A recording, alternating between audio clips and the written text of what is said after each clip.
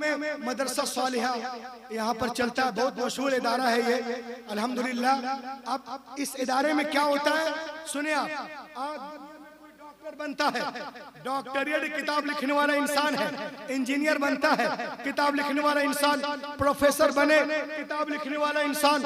If some becomes a doctor, the writer of doctor book is a man. If some becomes an orator, the writer of orator book is a man. If some becomes a legislator, the writer of legislator is the man. If some becomes a monitor, the writer of monitor book is a man. If some becomes a reformer, the writer of reformer book is a man. If some becomes an informer, the writer of informer book is a man. कोई doctor बन रहा है किताब लिखने वाला इंसान, engineer बन रहे हो किताब लिखने वाला इंसान, प्रोफेसर बन रहे हो किताब लिखने वाला इंसान, ऑरेटर बन रहे हो किताब लिखने वाला इंसान।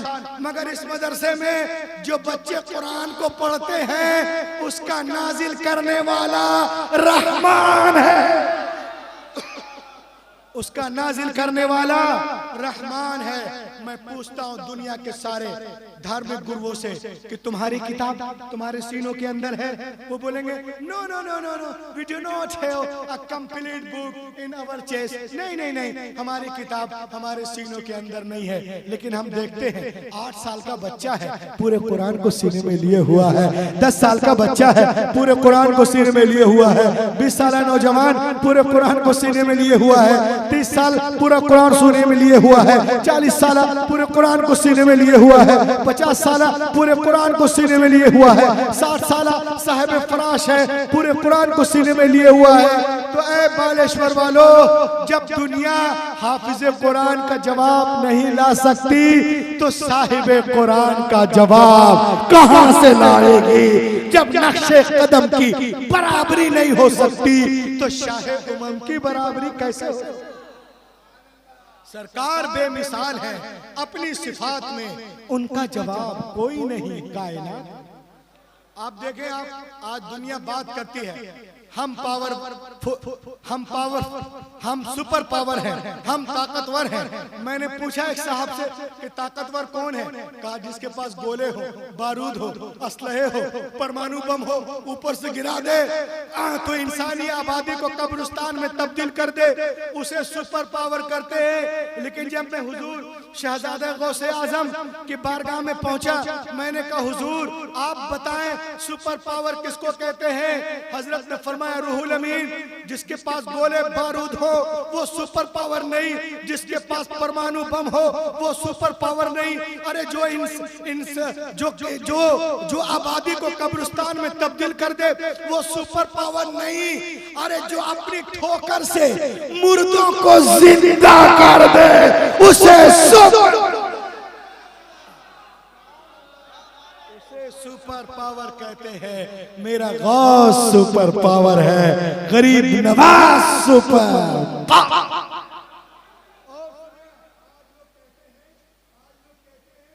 तुम लोग उर्स क्यों करते हो? हर साल उर्स क्यों मनाते हैं? मजार पे क्यों जाते हैं? इसका क्या फायदा है?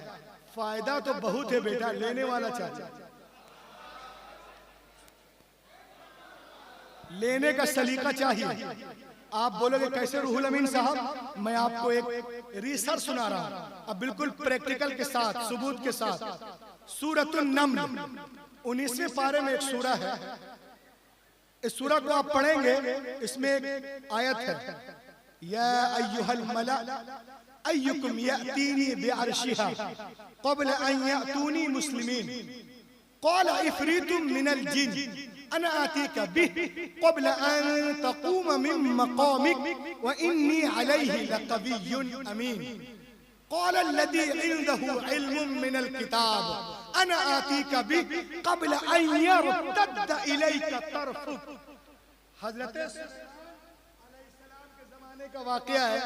आपको पता चला कि बिल्किस आपसे मिलने आ रही है यमन से, तो आप गए अपने दरबारियों से कहा कि तुम में से कौन है जो उनके आने से पहले जो उनका तख्त है, तख्त बिल्किस को मेरे पास ले आए। एक जिन ने कहा कि मैं ले आऊंगा आपको उस मकाम से उठने से पहले। आपने फरमाया नहीं नहीं मुझे और जल्दी है। तब हजरत आसिफ बिन बरखिया जो आपके वजीर या आपके चचाजाद भाई थे, उन्होंने कहा कि मैं ले आऊंगा तख्ते बिल्किस को आपके पलक झपकने से पहले। और ला के बोलिए ना, पलक झपकने से पहले। अब देखें,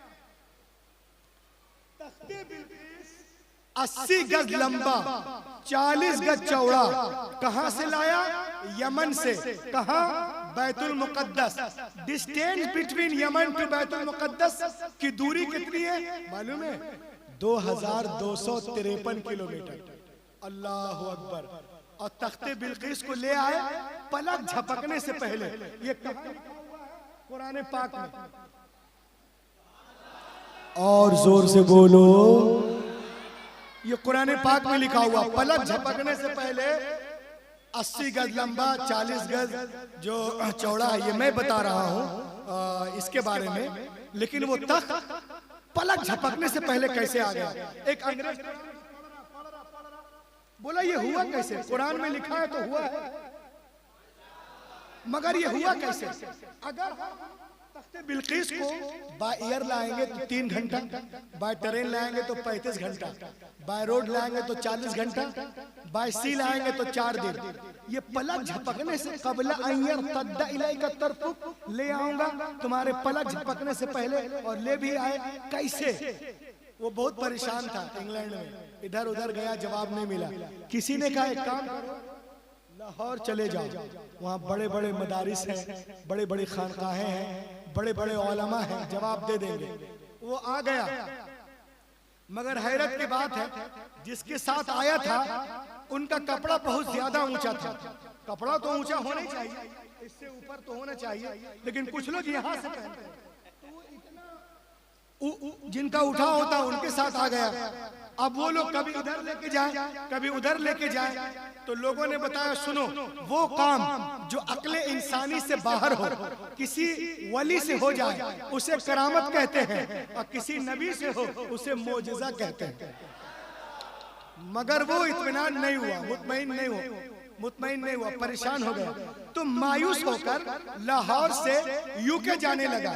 तो लोगों ने कहे सुनो, यहाँ आए हो तो थोड़ा सा लाहौर घूम लो, सब तारीखी चीजें हैं। बोला हाँ भैया घुमा दो। अब सुनिए, एक कार बुक की, कार में उसको बिठाया और लाहौर घुमाने लगे। लोगों ने कहा देखो ये शाही चबूतरा है, ये शाही मस्जिद है, ये मीनार पाकिस्तान है, ये शाही कुतुब खाना है, ये शाही बाजार है, ये शाही हमाम है, ये शाही चौक है, ये है, ये है, वो है। अब ये घूमते घूमते जैसे उनकी कार पीरे कामिल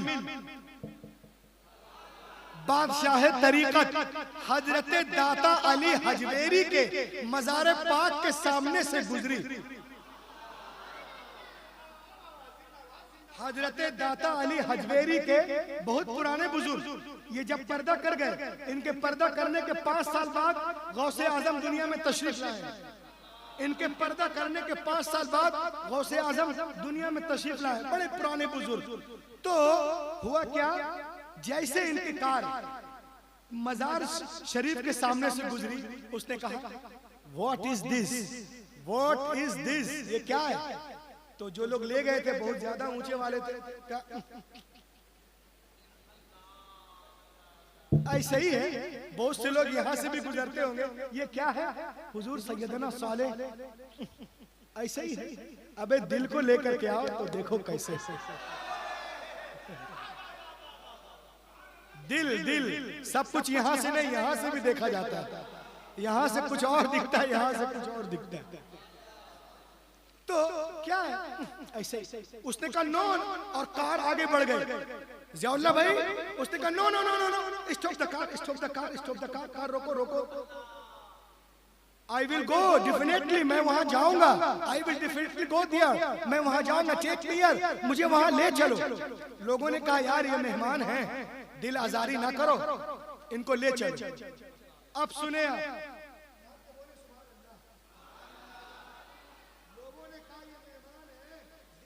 ना करो और इनको ले चलो। आप थोड़ा इधर आइए।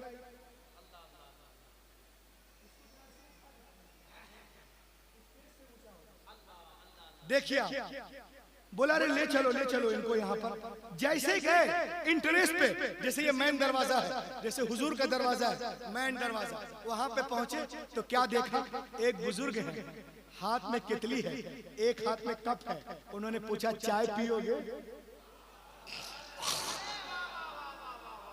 बोलिए ना यार, आप तो बोल ही नहीं रहे, इतनी गर्मी है, आप जरा और गरमाइए ना अपने आप को। चाय पियोगे? उसने कहा यस। तो जैसे ही कितली से कप में चाय ढाले ना, वो अंग्रेज ने जैसे ही कप पकड़ा, अभी मैं दिखाऊंगा सबूत, जैसे ही कप पकड़ा, कप को देखा, अंग्रेज बेहोश हो गया, बेहोश हो गया, चीख मार के बेहोश हो गया, जमीन पे गिर गया। चारों तरफ चीखे पुकार, अरे अभी तो अच्छा था, अभी क्या हो गया बेचारे को? छिट्टे उट्टे मारे गए, होश में आया तो उसने कहा जिसने मुझे चाय पेश की थी, चाय सर्व की थी, वो बंदा कहाँ है? ढूंढो उसको, ढूंढो ढूंढो ढूंढो, कहाँ है? अब लोगों ने देखा कौन कौन कैसे, इस तरह कपड़ा, ये दाढ़ी है, कहा रे इस तरह तो कोई बंदा ही नहीं है, कहा रे नहीं है। अब वो सर पकड़ कर रोने लगा। लोगों ने पूछा क्या हुआ? कहा ये मत पूछ क्या हुआ, ये पूछ क्या नहीं हुआ। तीन चार लोग बोल रहे हैं, उधर वाले बैठे हैं, सबकी शिरकत चाहता। बोलो बोलो सब मिलकर 90 नेकियां मिलती है एक बार, चल हक के बोलो क्या हुआ क्या हुआ, ये ना पूछ क्या हुआ, ये पूछ क्या नहीं हुआ। का क्या मतलब? का जिस सवाल के चक्कर में मैं यूके, लंदन, बर्तानिया, कनाडा, स्विट्जरलैंड, अमेरिका घूमा, 7 साल परेशान हुआ, जूते घिस गए, जवाब नहीं मिला, वो जवाब मुझे दाता के दरबार से मिल गया, इस मजार से। बोला कैसे? बोला ये मेरे हाथ में कप देख रहे हो ना, कप मेड इन लंदन, मेरे हाथ में कप देख रहे हो, कप ये वही कप है जिसमें मैं रोजाना बैठकर लंदन में अपने फ्लैट में चाय पीता था, कॉफी पीता था। हजरत ने उसी कप में चाय पेश करके मुझे जवाब दे दिया कि जिस तरह ये कप लंदन से बर्तानिया से लाहौर आया है ना, वैसे ही तख्ते बिल्किस भी यमन से बैतुल मुक़द्दस आया।